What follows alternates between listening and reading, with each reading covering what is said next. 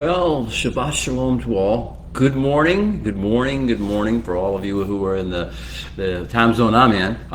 For many of you, I know that if you're in the different time zones of the world, you may have already slipped into late afternoon or evening. So wherever you are and whatever time zone you're in, may there be a blessing upon your life by virtue of our few moments that we get to spend together today. This is the Sabbath. What a beautiful, precious gift we have received from our Creator. He designed this for us to interact with Him, to meet with Him, to walk in His beauty realm, to step into His inner chambers, to touch base with His beauty, His majesty, His goodness. And to reconnect to our purpose in life, to reconnect to the direction that He has designed for us to go, the mission that He has ordained for us to accomplish in this world. What a privilege and what a beautiful honor it is that we have been invited. You have been invited. Many are called. I hope many of you will be chosen to come into this beauty realm of wisdom, revelation, and understanding of how the kingdom of heaven works and how it brings Kedusha energy, life, holiness, power, strength into this world to bring majesty and beauty from heaven into it. This week, as we begin our discussions, we are in the 39th Parsha of Torah. Every year since probably at least the Babylonian captivity, if not the times of Moshe. Since that time, for all these millennia, there has been a script written for us. The Torah, the first 5 books of what we know as the Bible in Western culture, Genesis, Exodus, Leviticus, Numbers, and Deuteronomy, as it's called by the English speakers. But they have Hebrew names. We don't have time to talk about all that right now. But these 5 scrolls, these 5 books of wisdom from heaven, are a pattern, a cycle. They set up a cycle, a script, as it were, of life upon the earth. And as we divide this, with the sages of the ages, Moshe for all the kings who wrote down their own scroll, they divided this into sections, and the 54 sections in all. We're presently, and the same section is read in the same Hebrew week each year. And so we are in the week of the 39th of the 54 Parsha, the 39th section of Torah, the 39th portion of the script that is written for all of the people that will ever live upon the face of the earth. Chukat.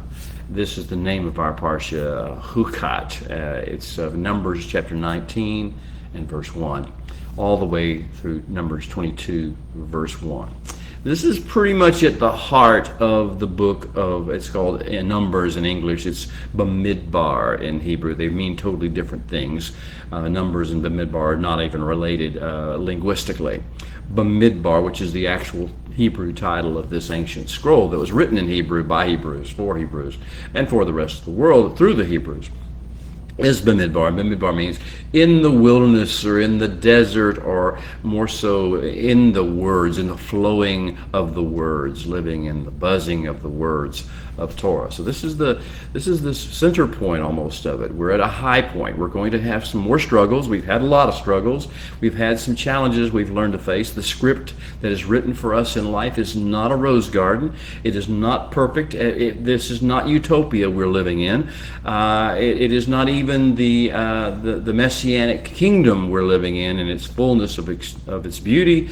Instead, we are living in a fallen world among fallen people, and we have our own fallen natures to deal with. So this is the challenge of the desert, trying to, in these 39 passages so far, 39 sections so far, the Holy One has been bringing us up to a point where we are finally going to be able to do something very important, to break free of the ruts, break free of some of the bondages that we have still held on to, even though our physical bodies, like I say, we're out of bondage beginning about the 15th, 16th Parshas, Beshalach, and that process, Bo, Beshalach, and those. Now we're in Parsha Chukat. That means Numbers 19, 1 through 22, 1.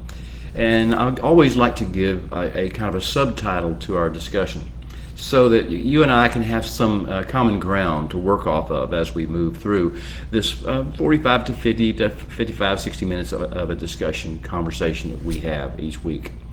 My subtitle for Parsha Chukat and this section of Torah is, this is the section of learning how to embrace our new normal.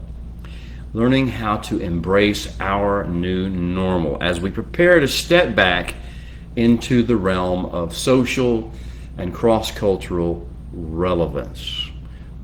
The Parsha of embracing our new normal as we prepare to step back into the realm of social and cross-cultural relevance. What am I talking about? What's going on in Numbers 19:1 through 22:1? What's about to happen when we leave those sections and go to the next sections? What has happened heretofore? Well, what has happened is we have had to become a new people, a new mindset, a new vision. We've had to discard things from the old world, the old lifestyle that we lived in Egypt. And then even at Sinai, we've had to learn to move, transition, be in constant transition because we're going somewhere. So this is a part of our embracing our new normal as we prepare to step back into the realm of social and cross-cultural relevance. All right. Understand this. We have been secluded, we have been isolated, we have been sequestered, as it was, in our journeys. I'm picking up in the historical narrative of Parsha Chukat. Before this, the chapters of Numbers, the chapters of Leviticus, the chapters of Exodus before this have all had us kind of sequestered from the rest of the world. We've sort of been able to hide out. We pretended they don't exist. They pretended we don't exist. They sort of do their thing. We do our thing. This is the cultures, nations, ethnicities of the world that are unlike us or uninvolved in what we're doing. So that's been the way it's been. This is about to shift. This is about to change. We're about to have cultural, social relevance again. It didn't really matter what we were thinking to ourselves, how we were talking, how we were behaving, who we loved, who we didn't love, how we ate, what we didn't eat, what we wore, what we didn't wear, what we believed, what we didn't believe, what we did, what we didn't do. Those things didn't really matter to the rest of the world as long as we were sequestered and alone and caught up and cloistered by ourselves out there somewhere in the middle of the desert. But as we begin to be reintroduced to the cultures and nations and places of the world, the people groups, the ethnicities of the world, they have to see us. They can't ignore us anymore. And now the question is what kind of a life impact we're going to have. This is what's going to be impacted. This is a critical turning point, a Parsha section, and we have to decide some answers to some very important questions. There'll be a lot of little vignettes, as I call them, little stories that are told. The Torah is so full of stories. Testimonies would be the right word if you want to follow along with the King James interpretation. Testimonies. I love your testimonies, the psalmist said. These testimonies of what happened to us in the wilderness, what happened to us, and before that, what happened to our patriarchs and their journeys. These are the things that set the script for our lives today in this world and for our children and our children's children tomorrow. We walk in these footsteps, we walk in these patterns, we walk in this script. So I want to subtitle the subtitle. I'll start off by saying this is the Parsha of breaking free of the Egyptian obsession matrix. I'll say it again, breaking free of the Egyptian obsession matrix. Now, what we need to understand, I hope you do understand, is that when we live amongst other nations, other ethnicities, other cultures, when we deal with social interaction with ordinary folk, good folk, bad folk, whatever you may think of them at the time, when we're in other cultures, associating with other cultures, we begin to unconsciously, subconsciously incorporate their obsession matrices. The things that they obsess about begin to affect us. It happened with Avram, and that's why the Holy One had Avram, Abraham, as he's called in the Western world. It happened with him. It happened with Yaakov, or Jacob, as he's called in the Western world. Avram was in Ur of the Chaldees, and then later in the city of Haran, in Mesopotamia. And he was absorbing these things, and he had to break free of that. The Holy One called him out in Genesis 12. And that's the first example of a pattern of being called out of obsession matrices. He had to put aside all the things of his land, of his culture, of his ethnicity, and begin to find a new way in the leadership, under the leadership of the Creator of the universe. What a blessing that is, right? And hopefully you are also breaking free of the cultural influences and obsessions that are in your nation or ethnicity or city or region's culture, and beginning to follow the ways of the Holy One instead, and let Him be your culture, let Him be your ethnicity, let Him be your guide of all things, your guide for thought, your guide for value, your guide for priority, your guide for mission. So Avram and Yaakov are the pictures. Avram left Ur of the Chaldees and Haran.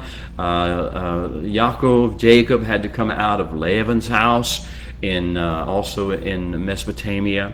And when they left, they had to break free of some of these matrices of false, broken weirdness of misuse of human life, their value system, their obsessions. Now, I'm talking about breaking free, first of all, the Egyptian obsession matrix. There is an Egyptian obsession matrix, and then there is the alternate of that. That's the Babylonian obsession matrix. Now, I've talked about Avraham and and Yaakov, both coming out of the Babylonian obsession matrix. Hopefully you understand what that is. The Eastern ways of doing things. They have their own pathologies. They have their own obsessions. Well, this is the Western. This is the Egyptian, as was our experience by our forefathers. The Egyptian obsession manual. You could now call it Western culture if you wish, because it's a lot alike.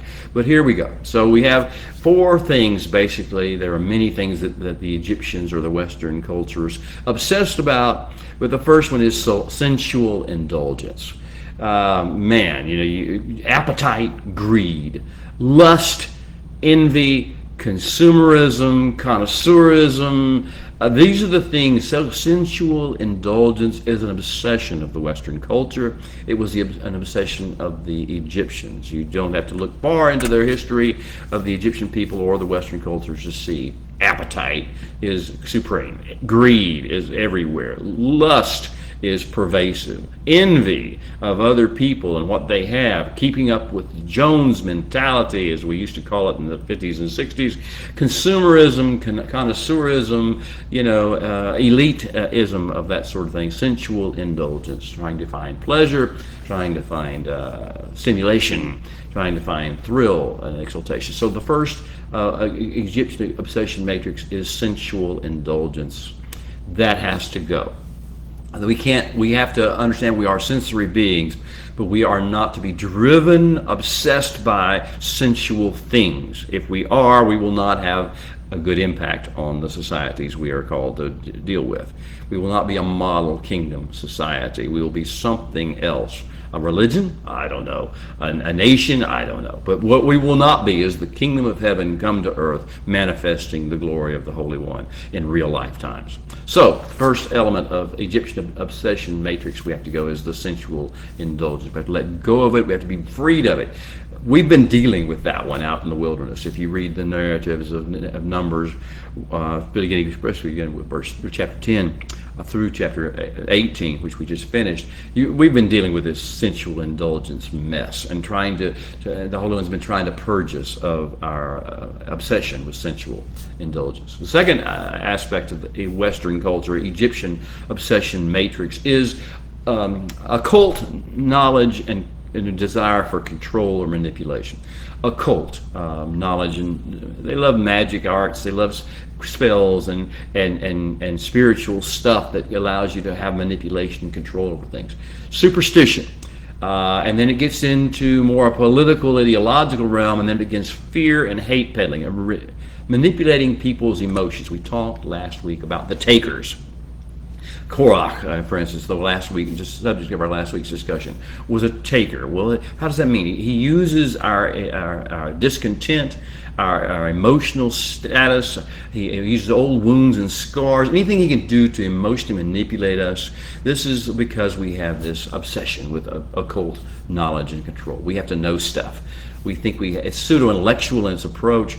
It titillates, it excites our pseudo-intellectual, the false part of our intellectual being that ties into the fruit of the tree of the knowledge of good and evil that we took back in the Garden of Eden. So this sensual indulgence matrice, the occult knowledge and control, manipulation matrice, and then third is the tendency on the part of the West, the obsession of the West to deify and venerate human leaders, human heroes, from whether it be from the political realm, like Pharaoh was a god in the Egyptian mindset, to political leaders today, or military leaders in some cultures, or in some cases it's sports heroes or celebrities or actors or any variety of entertainers or media personalities. Finding a human hero and basically infusing him with supernatural deification. It could be preachers, could be rabbis, it could be any religious leader as well, trying to think that they're perfect, that they are the personification, as it were, of all that is valuable to us. Human leader, hero, deification, and veneration protocols. That's an obsession of the Western culture, and we have to break free of that. We have to learn to honor those whom the Holy One gives to us to train and teach us and be our leaders, but not in any sense expect them to be perfect or demand perfection or criticize them for lack of perfection or to follow them where they're not being perfect. And then the fourth, the final obsession of the Western culture, particularly of the Egyptians that we're talking about right now, is the death and afterlife obsession. Obsession with what's going to happen to me after I die. Will I go to what realm will I go? And what will happen to me in that realm?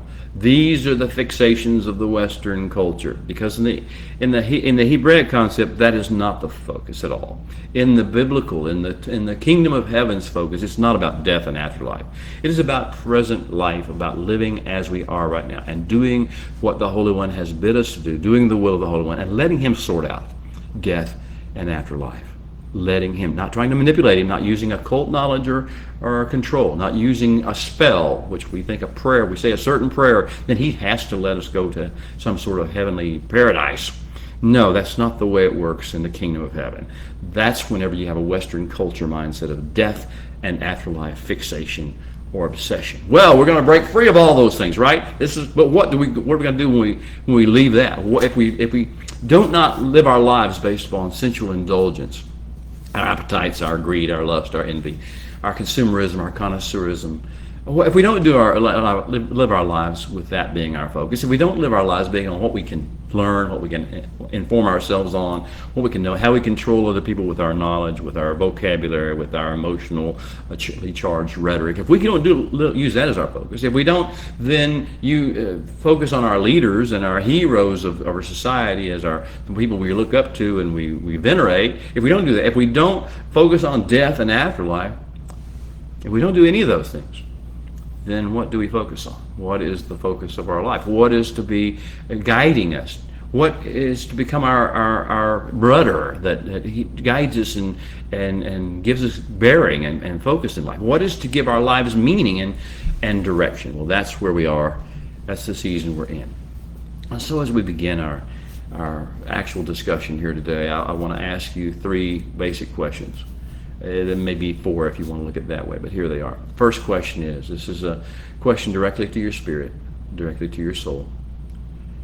We're sharing the journey of the Torah, and these questions should be popping up in your head. Where do you go from here? Where do I go from here? Where do you go from here? Why? Why are we going in that direction? Why are we not fixating like the Egyptians or the Westerners do? For that matter, we're also not fixating like the Easterners, the Babylonians do. Why? Where do we go from here? What is our life focus from this point forward? To what end? What are we aiming at? What is our goal in life? What is success for us? now from here? That's the first question. As I say, it's multiple questions, but that's the first set of questions. The second set of questions is, at what level do you want to, and is the Holy One calling you to play the game of life? Again, I use the word game with somewhat tongue-in-cheek. It's not a game, but in a sense we're comparing it to a game like Shaul of Tarsus did, the games that we ran, the races that we run, the games that we play. At what level do you want to live and play this game of life? At what level of holiness or Kedusha energy flow? At what level of chokhmah, of wisdom as it would be? At what level of shalom do you want to live in this world? At what level of joy do you wish to live in this world? At what level of hope for the future and for the restoration and the redemption of creation and man do you wish to live? This is we have choices now. We're going to discard the Western matrix of obsessions and the Eastern matrix of obsessions. We have to choose. Will we make up our own new one, or will we follow the ways of the Holy One? Third set of questions.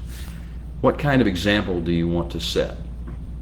And what kind of legacy do you want to leave for those who will come after you? What kind of example do you want to set, and what kind of legacy do you wish to leave for those who will come after you? Do you think of these things? The heat of the summer in the northern hemisphere should make you think of this. The cold of the winter in the southern hemisphere should be making you think of such things. Where do we go from here, and where will it all, and how will it all end?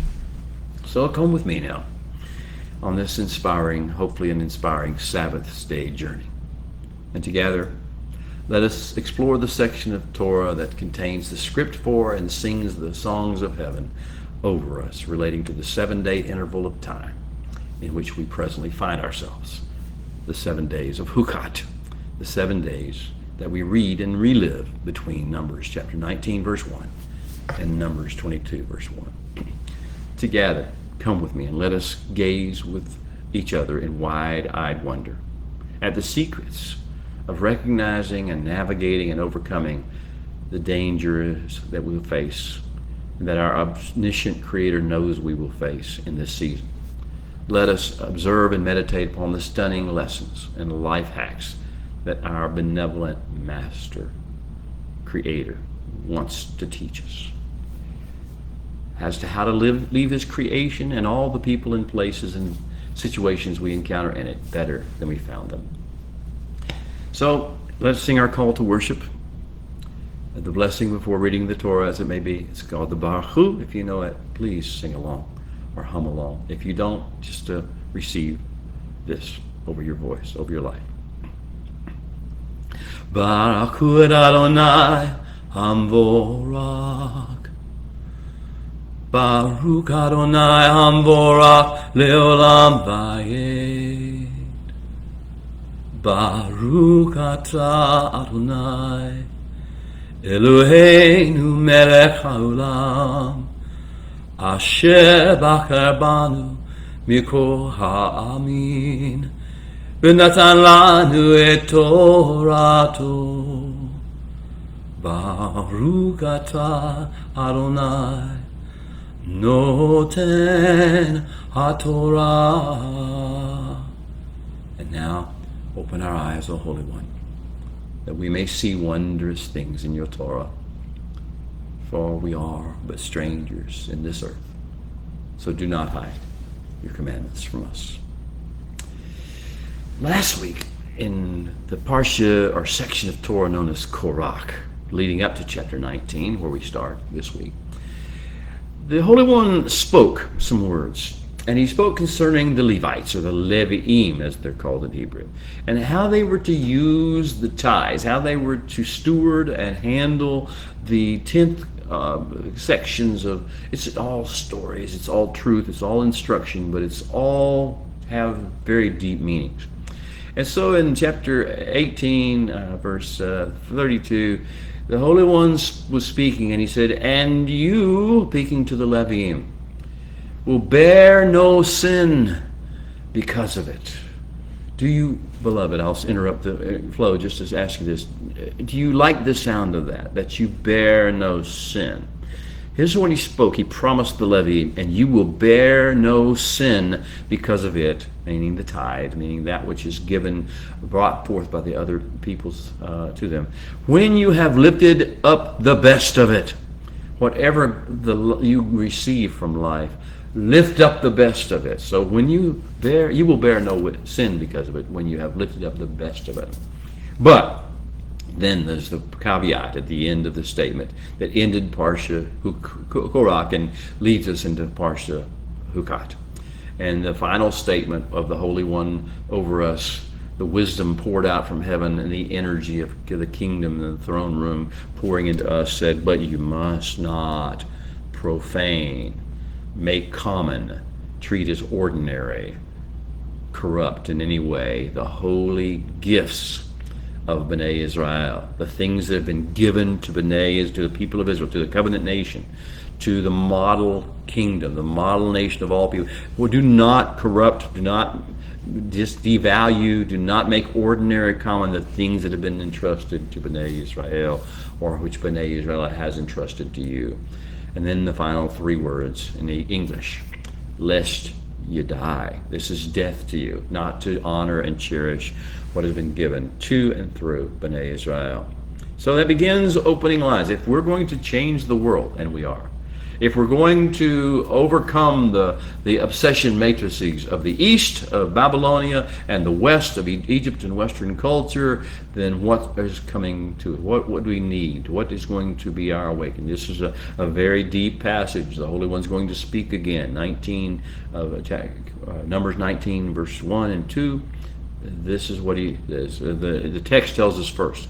"V'adaber Adonai el Moshe ve'el Haaron le'emor." And the Holy One spoke to Moshe and Aaron, and he said, and here are the Hebrew words that were spoken by the Creator of the universe himself in Hebrew. Zot Chukat HaTorah asher tziva Adonai lemor. This is the training protocol the Holy One gave. That is to say, Dabar el B'nai Israel, declare to the people of Israel, Vaiku eleka para adumah, take for themselves a red heifer. Tamima asher ein bat mum, asher lo ala eleka ola. The red heifer who is wholly mature, who has no blemish, and on whom has come no yoke or burden. Now, you say, what does that have to do with us arising out of the Western culture's obsession?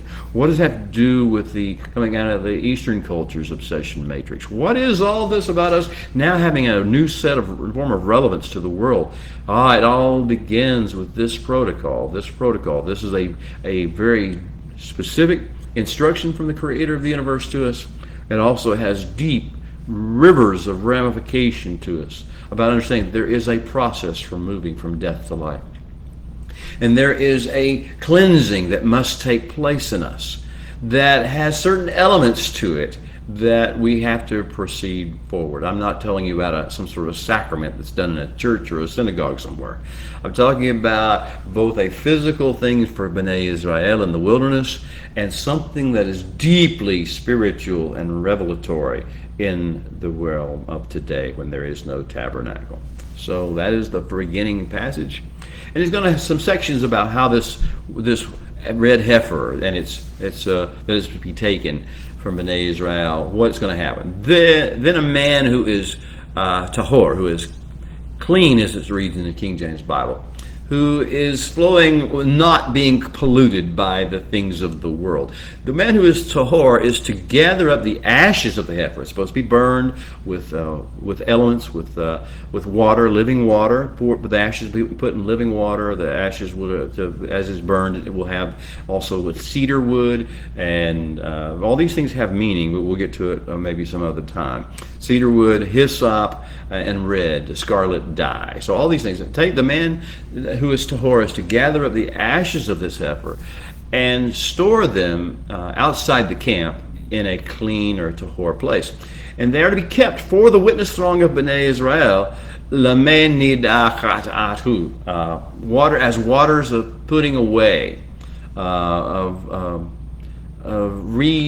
removing the guilt of straying from the covenant. As waters of putting away or removing the guilt of straying from the covenant. This is a product. Will it be? Should have to be? It must be a protocol.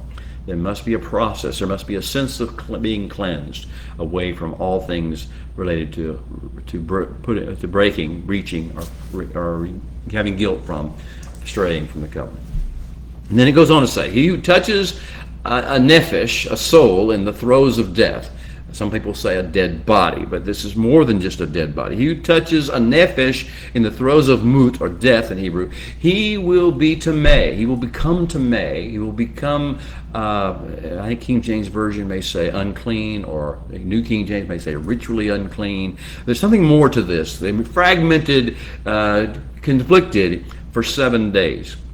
And he is to hatah himself. He is to cover himself, to cleanse himself of the sin with the water that we've been talking about. The living water with the mixed of the ashes of the red heifer, the hyssop, the cedar wood, the red dye in it. These things, this water has been stored outside the camp. Whenever we have touched a nephesh in the throes of death, whenever we've been caught up with the death realm, either mindset or words or the physical aspect of death, we are to go through a hata'ing, or cleansing procedure. Do it on the 3rd day and on the 7th day. It's a repeated process on the 3rd day and on the 7th day. And when that is concluded on the 7th day, we will be tahor. We will be brought back to a place of wholeness and wellness, to a standpoint of not being corrupted and fragmented by the obsession matrices of the West or the East, or our own flesh. But the word of the Holy One continues, if he does not hatah himself, he does not cleanse himself in this way on the 3rd and the 7th days, then he will continue to be tameh. He will not be tahor. He will not be whole. He will not be freed of those corrupting influences, those obsession matrices. And he goes on to say, the Holy One goes on to say in this parsha, whoever touches the body, or the nephesh, the nefesh mut, of anyone who has died and who does not hatah himself, brings tumah into uncleanness, brings corruption, brings conflict into the tabernacle, the mishkan of the Holy One. And that person who does this, who brings this corruption into the tabernacle, into the holy place of the Holy One, that person is to be karat, cut off from Israel. He's no longer to be treated as an ordinary part of the mission. He is to be deemed like a defector or a saboteur who has to be sequestered and led aside. He's to be karat from Israel. He will remain tameh, unclean, corrupted, because the me'an nidah, the waters of cleansing, the waters of removal, were not taken in by him, not sprinkled on him, and therefore the tumah, the uncleanness, the corruption, the obsession matrix remains on him and with him. So I need to ask you some more questions before we go any deeper in this discussion. Beloved, in living your life, in dealing with the things of this world, even dealing with your own emotions and thoughts and processes, have you ever felt defiled? I think a modern slang word would be, have you ever felt you've been slimed? Have you ever felt like something is all over you? It's gotten all over you. Maybe it was a conversation you had and you just felt filthy. You felt like you'd been slimed. You felt defiled by the words, the vocabulary that's used. I feel this way a lot with profanity. When I hear profanity, I feel like I've been slimed. It's the same thing with regard to sales pitches that are obvious frauds, or just self-interested, self-motivated, self-promoting, bragging, expressions of supposed knowledge, argumentation. You just feel sick, you feel slimed, you feel defiled, you feel contaminated, have you ever felt that way? If you have, think about it for a second and how it affects your ability to function, to deal with life, to reflect the glory of the Holy One. Because when you're defiled, you're supposed to be reflecting the light of the Holy One. But if you're slimed, then something stands between you and the light, and therefore what you're reflecting is carrying the defilement. So have you ever felt defiled, contaminated, corrupted, slimed? And if you have, then I'm ready to ask you the next question, because that is not a good feeling. That is not a pleasant feeling. I have a one-year-old grandson, beautiful little young man, and whenever he starts to eat with his hands, and then he looks at his hands at some stage and is like, oh no, wipe my hands, clean my hands, I don't like this feeling. Well, I hope you have that feeling in your heart, in your eyes, in your ears, in your mouth, in every facet of your being when you are around profanity, nonsense, anger, self-promoting ideologies, politics of personal destruction, any of the things of the takers, emotionally charged rhetoric. I hope you feel slimed and you want to have your hands, your eyes cleaned. That's where we end next. Now, after you know what it feels like to be slimed, here's the next question. Have you ever felt, or have you ever even imagined what it would be like to feel Garden of Eden, mikveh, clean? I mean, where all the slime is removed, where every trace of the contamination and corruption and the profanity and the disgusting things that you have just been touched by are cleansed out, and you are able again to have pure tone from heaven enter into you and emit from you pure wisdom, pure beauty, pure kindness, pure mercy, pure love come into your life because the contamination is gone. Have you ever felt Garden of Eden, mikveh, clean? Like you were in the 4 headwaters that were flowing out of the Garden of Eden, and you stepped in there and you took a mikveh, a baptism in that water, and you came away squeaky clean like you were a newborn baby. Have you ever felt that way? Well, the Holy One says through his prophet Ezekiel, Western world knows him as Ezekiel, in chapter 36, verse 25 and following, the Holy One says to Bnei Israel and to the world, I will sprinkle clean water on you, and you will be clean. You will be tahor. You will be so squeaky clean of this slime. I will cleanse you from all your filthiness. We could say all our contamination, all our corruption, all your slime, and from all your idols, all those things of the Western culture that tell you to idolize this and idolize that, or your Eastern culture tell you to idolize this or idolize that. And he keeps on going, the Holy One speaking. After he says, I'll sprinkle clean water on you and you will be clean. I'll cleanse you from all your filthiness, from all your idols. Then he says, I'm going to give you a new heart. And I will put a new spirit within you. And I will take the heart of stone that is in your flesh, out of your flesh, and I will give you a heart of tender flesh. And I will put my own breath, my own spirit, my own ruach, my own wind into you. And I will cause you by the energy of that breath and wind and by the strength and direction to walk in my statutes, in my hukot, my ordinances. And you will keep my judgments, my mishpatim, and you will build them and make them into a real life world. Do them, it says in the King James Bible. And I will deliver you, the Holy One finishes this statement, from all your uncleanness, from all your slime, from all your filthiness. That's what we want. And that's what he's about to do. It's why the whole issue of the waters of cleansing is spoken to you, because we need to have a hunger and appetite to be cleansed of the slime, not to walk it out, not to carry it anywhere, not to bear the burden of it anywhere, not only our own sin or our own straying from covenant or our own bad attitudes, but anybody's as we've been around. We want to be cleansed of that, and we want to know there is a protocol for this to happen, as there was a physical protocol for this to happen in the wilderness, and the waters of cleansing with the ashes of the red heifer, as perhaps will be in the third temple whenever that takes place again. But for right now, there's still, whether that red heifer and her ashes are actually available to us or not, the Holy One wants you to know he will provide the cleansing that you need to give you the chance to be Garden of Eden, mikveh, clean. Are you ready for that? Do you want that? Do you want to be a clean soul? I hope you do. Let's move forward. Well, as we've said earlier, Parsha Chukat is a Parsha of our return to relevance. If we're going to be known by the world again, we need to be clean. We need to be cleansed. But once we're cleansed, he's going to reintroduce us into the world. After talking about the ashes of the red heifer and nidah, or me'ah nidah, the waters of cleansing and separation, after he does that, he's going to start introducing us to cultures one by one. Different people that we haven't seen for 38 years because we've been wandering around the wilderness in our story, in our narrative. Different people we've been caught up because we've been doing our own thing. Now we're going to be introduced. And here's what's going to happen. After this extended season of seclusion in the wilderness we've been in, we're about to become relevant to the world again. Other people of other nations, other cultures that have been able to ignore us, indeed been able to live their lives as if we didn't exist for almost 4 decades now, those people are going to have to take notice of us. That irrelevance to them is about to radically change.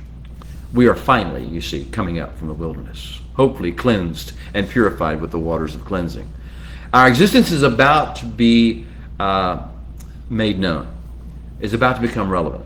And our presence is about to be felt in nations and villages everywhere, in marketplaces, in pasture lands, and in palaces throughout the world. Our great nation mission has been tested in the realms of theory and theology and personal discipline out in the wilderness. It is now time for that mission to be tested in a much more demanding realm.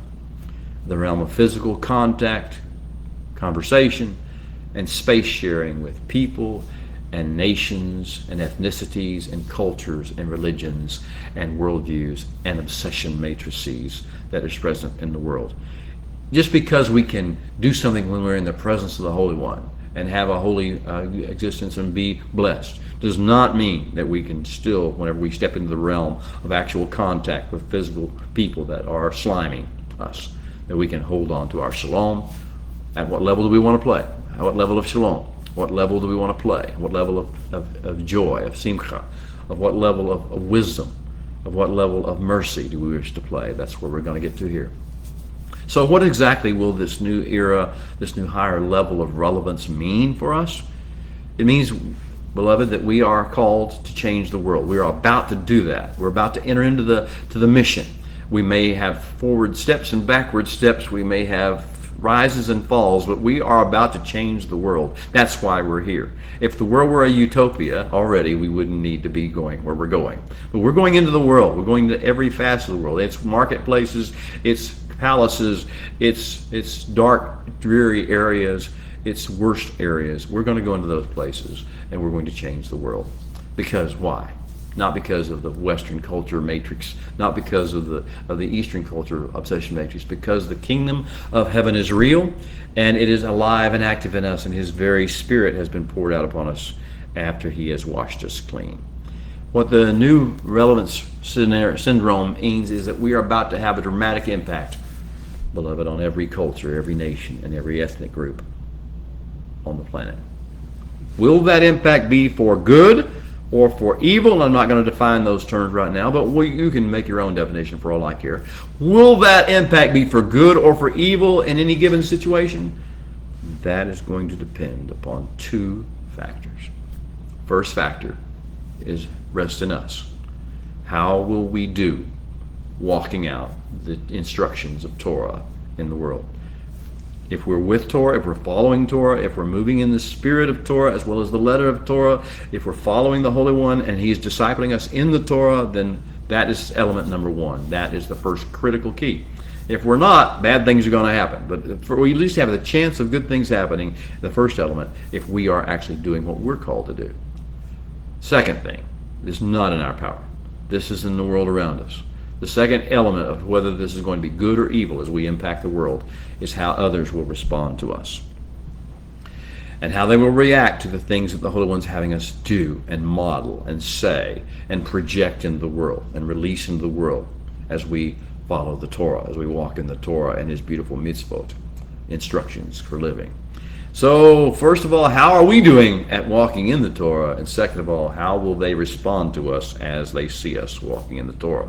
As the Holy One told Abraham, those who bless you, I will bless. But there's another side to the story. People reap what they sow. If we are doing what we're supposed to be doing, then how this turns out for them as they interact with us will depend upon how they respond to us. they will reap what they sow. Please don't give them any excuse for reaping something horrible, for sowing something horrible, or reaping something horrible. Please don't be an arrogant. Don't be a taker. Be a kingdom representative, an honorable one that represents the mercies of the throne room of heaven, where mercy triumphs over judgment. All right, I want to see what time it is here. We got a few minutes. Good. It's time for the generation of spectators and critics who sit in study halls to put up or shut up. It's all well and good for people to obsess about intellectual things and little keys and little secrets and little mysteries of Torah. But that's for a generation of spectators and critics, theologians, not for a generation of world changers. World changers have to learn that what we have learned in the secret place of the Holy One, of the Torah and of His ways, is not for us to beat the world up with it. We have to live it. We have to live it in such a way that we bring the light of heaven into earth. We bring the beauty and the majesty and the joy and the hope and the wisdom of heaven to bear in real life situations. It's time for a generation of spectators, critics, and study hall theologians to put up or shut up. This is the reality of where we are. It's time to get relevant again. It's time to step into the breach and take on the world not as angry, complaining, selfish shrews, but as now patriarchs, matriarchs, elders, sages, diplomats, and statesmen and ambassadors of the Creator of the universe to this planet and to all of its peoples and bloodlines. We're going to have to put up or shut up. The discussions, the things that will be discussed, and I won't have time to go into great detail on any of these. I'll give you a listing of the things that are going to happen. As we begin to process, we're going to leave a certain physical geographical area called Paran, where we've been wandering for 38 years, and enter into another watershed. We're going to enter in a different environment. We'll be a little bit disoriented as we go between where we are to where we're going. Wilderness of Zin will be where we are, and things will happen there. But the first thing that will happen is that we will get to a place called Meribah, a place of contention. And that's where we'll first deal with death's sting. Miriam, our beloved prophetess, our beloved song leader, as we may call her, our beloved, the sister of our prophet, Miriam is going to leave us. It won't have any details. She will leave us. And we'll have to deal with the fact that we're disoriented in physical areas and maybe even time zone, and we're also disoriented about the fact that one of our leaders is gone. The one, like I say, Western culture tends to deify and venerate its leaders. So what happens whenever one of your leaders dies? Our matriarch of the whole nation has died. Now who will step into her place? That's also where we have the waters become important to us again, because suddenly we have no water. And everyone complains of no water, and Moshe gets very angry. And in this situation, he rages and rants, and he grabs his stick. And even though he was told only to speak to the rock that has been giving water and calls it to bring forth this water, he strikes it, and in anger. But before he strikes it, he yells out, at the people, "You rebels! I have to bring forth? Aaron and I have to bring forth water from this rock for you?" As if they even could, taking on this ranting and raving. We're going to see our leaders not only die, but also in this case become all caught up in their flesh and become obviously less than what we would want. How are we going to respond when our leaders are human and behave as human beings do? Now we're going to start encountering foreign nations. The first one we will encounter will be Edom. The descendants of Esau, or Esau as he's known in the Western world. Old friends, old enemies, old wounds, old scars are going to be reopened here, as we have to deal with the folks that we've had difficult dealings with in the past. Our patriarchs, Yaakov and Esau, were twin brothers, And boy, did they not get along, and men were their troubles. And we could go back to those stories, but we won't have to right now. Just remember, this is just a rehashing of the same old thing. As we begin to re-enter a society and reassume some level of relevance to the world and try to begin to change the world, we're going to have to deal with old enemies, old adversaries, old wounds, and old scars, and we need the waters of cleansing. We need to be Garden of Eden, mikvah clean before we go forward. We don't fight Edom. We don't take on a battle with him. We allow him to rant and rave and threaten and do all those sorts of things, though he is not right, though he is being cruel, though he is being mean, though he is being the same old Esau he always was. We are not going to try to take control of the situation. We're going to let him down. We're going to go around him completely. Then we're going to have another challenge, another death sting. The second death sting will be the death of Aharon. As we go around Edom, and we're on the east side of the Jordan River Valley now. We're in the Transjordan area. The Mount Hor will be the first mountain we come to, and Aharon will be called to gather with his people. The Holy One will tell Moshe to take his son Eleazar up on the mountain with him, and take Aaron and take that clothing off of Aaron, the high priest clothing off of Aaron, put it on Eleazar. He will be the successor. He will be the new patriarch. And as we have developed, who's going to be the new patriarch? Who will be the new matriarch? Who will be the new elder? Who will be the new statesman? What will happen to the changing of the guard? Who will step into the breach? That's the question. Well, Eleazar is given as an example in this situation, and then we find the leader. We have another leader gone. Aaron is gone as well. And then after we've dealt with Edom, and we've dealt with Mount Hor and the loss of Aaron, and the fact that we have a change in guard leadership, then we have attacks by the captive takers. The king of Arad finds out we're on the road. He's not going to attack us head on. He's going to find our weak ones, our older ones, the sick ones. He's going to take a bunch of people, captive children, and he's going to take captives. And we'll find that there are captive takers in this world. This is always a group of people we're going to deal with. They won't fight you head on. They'll try to steal one or two of you. This has happened in among the tribes of Native Americans in America. They happen in the native tribes of Africa. It's happened in native tribes of every continent, every location. There are always going to be captive takers, people who take advantage of the weak and the disadvantaged, and therefore take them in their possession, under their control, use them for their sordid purposes. Well, we deal with that. We'll also deal with the challenge of fiery serpents. We will be speaking negatively again, and we will begin to reap what we sow. Just like our mouths are like this fiery serpent.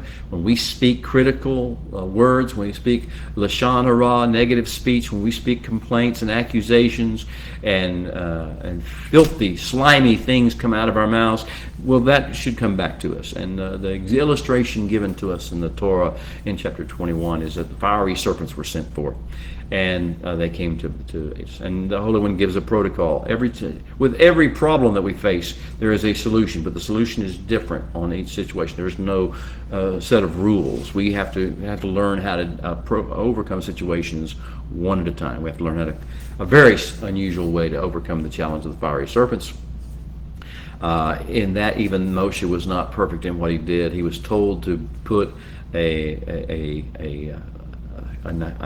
seraph on a banner, on the nes, but instead he put a bronze serpent on a pole.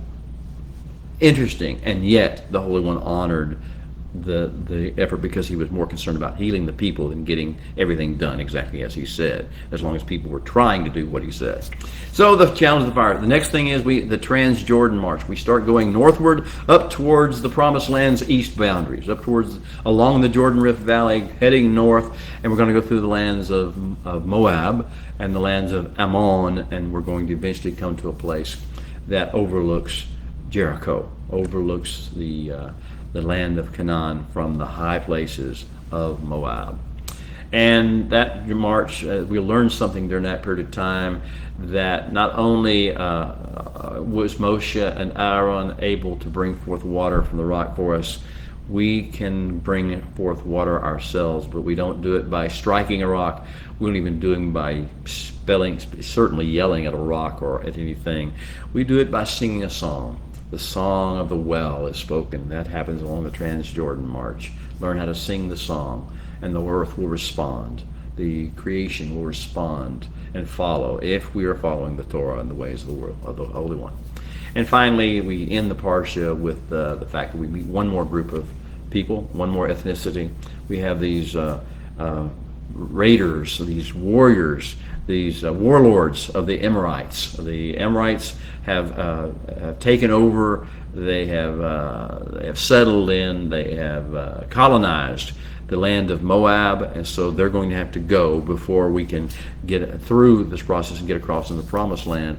And so the Holy One has them meet with us, and they respond very badly to our presence. They attack us with full force. They wanted to commit genocide against us.